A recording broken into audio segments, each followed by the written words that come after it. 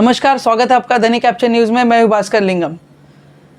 दैनिक capture news में आज हमारे विशेष अतिथि है अथर्व ग्रुप ऑफ इंस्टीट्यूट के चेयरमैन तथा बोरेली विधानसभा के आमदार श्री सुनील राणे जी। हमारे संवाददाता सुजाता द्विवेदी ने श्री सुनील राणे जी से विशेष मुलाकात की तथा कुछ अहम मुद्दों पर उनसे चर्चा की।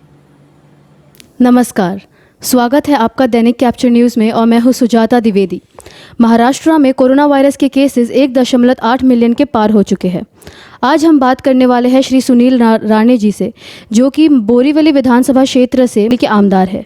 तो आइए आज हम बात करते हैं इनसे about what is his take on the various issues that is happening. Hello sir. So initially, as we all know that Maharashtra is in lockdown from so many months. So what do you think that Maharashtra में वापस lockdown की क्या संभावना है? नहीं, पहले तो मुझे ऐसा लगता है कि लॉकडाउन वापस महाराष्ट्र में नहीं होगा। जिस प्रकार से लॉकडाउन को खोलने के प्रयास पूरे देश भर में हो चुके हैं, अब ये लोगों ने सावधानता बरतने की आवश्यकता है कि कहीं ना कहीं कोरोना वापस एक बार बढ़ रहा है, क्योंकि दिवाली के माध्यम से बहुत सारे लोग भारी मात्रा में इकट्ठा आए थे। परिवार के सदस्यों के साथ, अपने मित्र परिवार के साथ, मार्केट में, मंडी में, सब्जियों के अलग अलग जगहों पे लोग गए थे। फ्रूट मार्केट हो, मिठाई का मार्केट हो, और वहाँ से वापस संक्रमण बढ़ गया है, ऐसी स्थितियाँ बनी हैं। लेकिन अगर हम बात करें तो लॉकडाउन की, अभी कोई भी व्यक्ति लॉकडाउन के तहत ये नहीं चाहेगा कि अभी वापस एक बार लॉकडाउन हो जाए और हम घरों में बंद हो जाए। और हम सब इंतज़ार कर रहे हैं वैक्सीन का, यानी इंजेक्शन का, दवाई का, और जिसके लिए मैं आभार व्यक्त करता हूँ हमारे आदरणीय प्रधानमंत्री श्री नरेंद्र मोदी जी का, कि प्रधानमंत्री होने के नाते कल वो पुणे में आए थे, हैदराबाद में गए थे, और वहाँ पर जाते हुए उन्होंने वैक्सीन की तैयारी कैसी है, कब तक वैक्सीन आ सकती है, यानी जो जानकारी हम सबको मिलती है, आपको भी मिली होगी, कि करीबन पहले टप्पे में 30 से 40 करोड़ लोगों की वैक्सीन तैयार करने की तैयारी श्री पूनावाला ने दिखाई है। और अगर ये वैक्सीन फाइनल, जिसको हम थर्ड स्टेज कहते हैं, थर्ड स्टेज में अगर ये वैक्सीन, यानी ये दवाई अगर असर दिखाई देती है, तो आने वाले चंद दिनों में या चंद महीनों में पूरे हिंदुस्तान में इंजेक्शन के द्वारा ये दवाई हम सबको मिल सकती है। जो राहत दिलाने की जो बात पिछले कई महीनों से चल रही थी, वो राहत अब हम सबको दिखाई दे पड़ रही है, ऐसा मुझे लगता है। एंड सर ऑल्सो कि सरकार ने जो आर्थिक राहत पैकेज का ऐलान किया था, सो डू यू थिंक कि वो पर्याप्त है? And if not and if yes, then what are your future plans over it? नहीं, राहत तो कोरोना काल के इसमें राहत जो दी थी वो कोरोना के योद्धा जो थे, जैसे कि पुलिसकर्मी हो, डॉक्टर्स हो, परिचारक हो, परिचारिकाएँ हो, अलग अलग जो लोग इस कोरोना महामारी के संकट में सबसे आगे इस महामारी के साथ जूझ रहे, उनको थी। लेकिन उसमें भी अलग अलग बातें हैं, अलग अलग उसके प्रश्न हैं।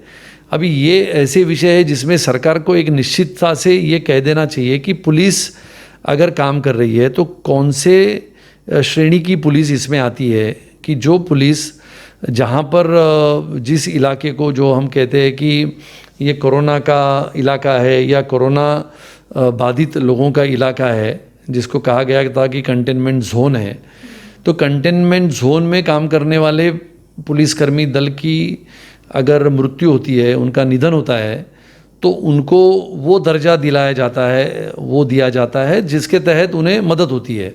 तो ये राहत देने की जो परिभाषा है वो अलग अलग है। इसके लिए इसमें सुधार करने की मांग भारतीय जनता पार्टी पिछले कई दिनों से कर रही है सरकार की तरफ, और सरकार इसमें निश्चित रूप से सुधार करेगी, यह हमारा मानना है। And sir, you yourself are educationist, a social worker, आप एक राजनेता भी है। So tell us something about Atharva foundation, जो आपके सोशल कॉज को हाईलाइट करता है। So tell us more about it.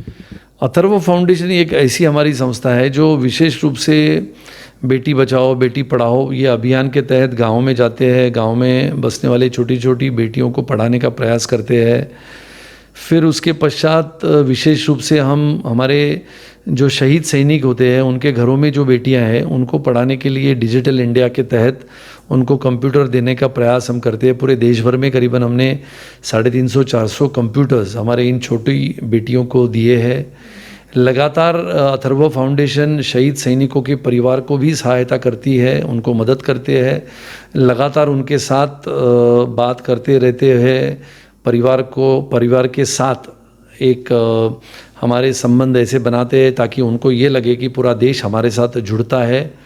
अलग अलग क्षेत्रों में जैसे अरुणाचल प्रदेश से लेके मणिपुर, मेघालय, मिज़ोरम से लेते हुए सिक्किम तक, यानी नागालैंड, सिक्किम, यहाँ तक हम एम्बुलेंस का वितरण करते हैं। जैसे हमने अभी मणिपुर के तहत वहाँ के हमारे जिला सैनिक बोर्ड को हमने एक एम्बुलेंस प्रदान की थी, वैसे ही अभी आने वाले समय में अथर्व फाउंडेशन यहाँ पर गोराई गांव में, विशेष रूप से गोराई और मनोरी के लोगों को बहुत सारी दिक्कतें होती है समुद्र के पार, तो उनको भी हम अभी एक एम्बुलेंस देने वाले हैं। बहुत सारी जगहों पे बहुत सारे विषय को लेके अथर्व फाउंडेशन काम करता है और हर किस्म की मदद करने के लिए हमारे सभी वॉलंटियर्स जो अथर्व एजुकेशनल ट्रस्ट के तहत जो स्टूडेंट्स है, जो प्रोफेसर्स है, वो सब लोग इसमें काम करते हैं और गांव-गांव का दौरा करते हैं, गांव में जाते हैं। चाहे आरोग्य की सेवा महिलाओं को देने की बात है, महिलाओं का सक्षमीकरण की बात है, छोटे छोटे बच्चों को आने वाले समय की नई रीति रिवाज ऐसे बहुत सारे कार्यक्रमों के माध्यम से अथर्व फाउंडेशन काम करता है। जंगलों में रहने वाले आदिवासियों को भी घर बना के देने के लिए हम काम करते हैं। ऐसे मानो एक अलग किस्म का, अलग दायरे का ये अथर्व फाउंडेशन का काम है जो पूरे देश के नौजवानों के लिए एक प्रेरित और प्रेरणा देता है। Okay. And so apart from that, a personal one, so how did you start your career as an MLA and what motivated you to do so? It has been last 23 years I am into the politics, right from my youth wing. Even I have got defeat twice, but I have not left it like that. When you get defeat, it's a beginning. So continuously sustain yourself, go ahead, have patience, and do not succumb to the defeat. And the day will come that you will make sure that you will be the winner. But for that, it takes a long time. Means continuous efforts, sincerity, dedication, loyalty towards my party. My party is the first which whom I feel my loyalty goes. Before my party is my nation. So nation comes first, then party, and then myself. So I have given my whole life for making this kind of an statement of saying that the nation which is in my heart, the tricolor which I am standing in front of it, it's my lifetime achievement where I am living in my country. My country is the best. The next is my party is the best.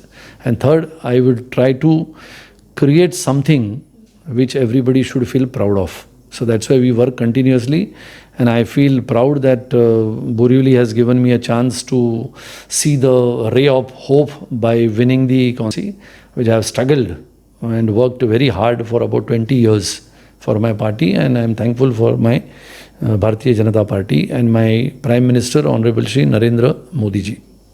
Thank you. Thank you